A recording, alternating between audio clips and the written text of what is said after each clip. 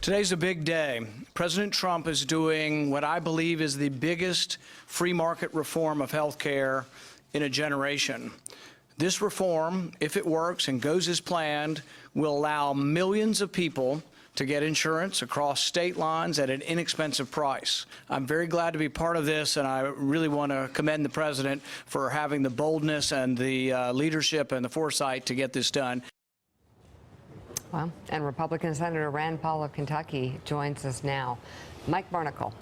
Senator, if you could please explain to me the demographics of this proposed plan. If a 25-year-old healthy person fits in under this, what happens to the 65-year-old unhealthy person?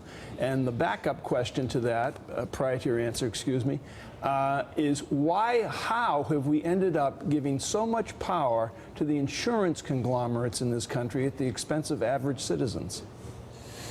The interesting thing about this proposal is that if you get group insurance under this proposal, or any group insurance in our country, they can't discriminate, and that's been that way for a long time. So if you have a pre-existing condition, you can still get any group insurance in our country. It's the same as if you work for a big company. They don't discriminate based on your illnesses.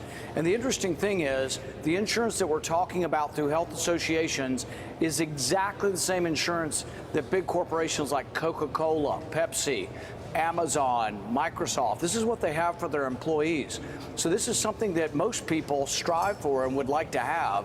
If you talk to a welder or a plumber that has to buy insurance for them and their spouse, or a small town doctor, a lawyer or accountant, they hate the fact that they're buying in the individual market. They would rather have what big corporations have. This proposal will let you become part of a group like a corporation and have leverage, which goes to your second question. Insurance companies have all the power, and they lord it over people in the individual market.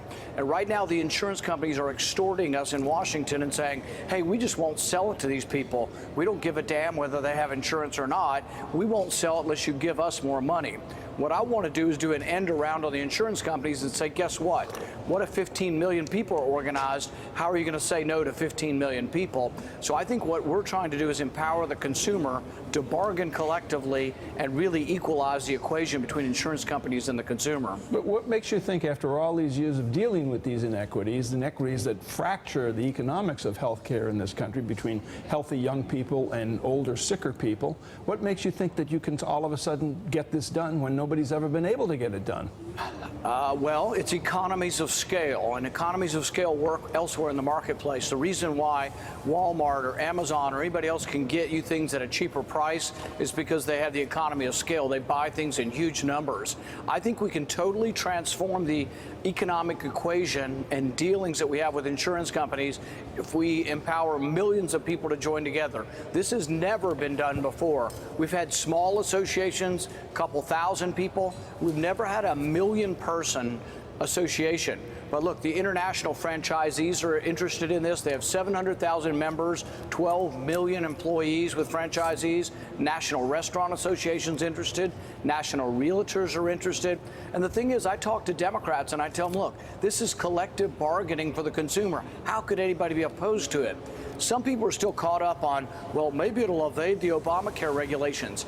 Half of the big companies in our country already have this. Why would we deny the individuals what we let big corporate America have in providing insurance for their employees?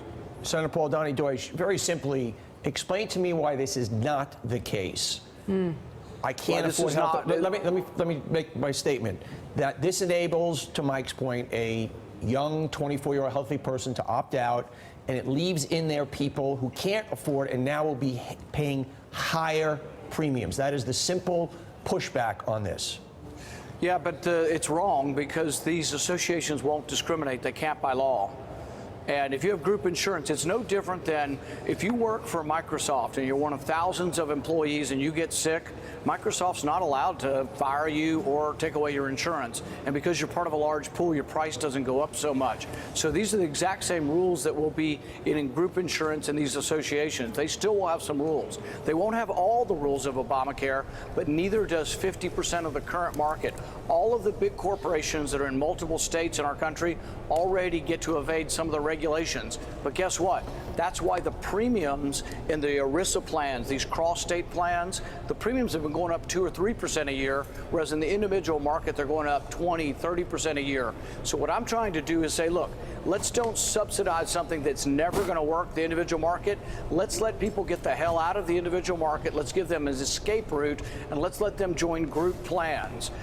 People have been thinking about this since the 90s. It's been offered, but we've never been able to get it through. I'm still looking at Democrats to try to get legislation through as well. I've talked to about 20 Democrats in the Senate. I've not had one of them push back, other than that in the middle of this Obamacare debate, nobody wanted to work with the other side. Yeah. This could be a bipartisan issue that has nothing to do with repealing Obamacare, has everything to do with expanding the marketplace to give people more options. Casey Hunt. Senator Paul, back in 2013, you introduced a bill to prevent President Obama from pushing executive actions. You said, quote, "I'm afraid that President Obama may have this king complex sort of developing." Can you explain to me why it's different now? Why are you supporting President Trump doing this via executive order? I think it's different if you're creating a new program or creating something new that wasn't instituted in law. What President Trump did yesterday is look back at the original law and say, were the regulations that were passed after the law by the bureaucrats consistent with the law? And we don't know, we don't have the final ruling yet, but that's what they're looking at. Are the regulations that were passed consistent with it? I think there's also something unique about association. In the First Amendment, it says you have the right to peaceably assemble. The court has interpreted that as the right to freely associate.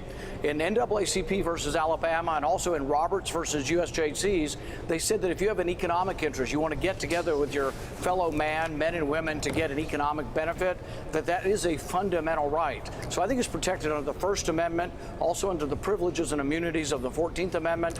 And I think all we've done here is legalize what is, I think, a natural right to associate with your fellow man.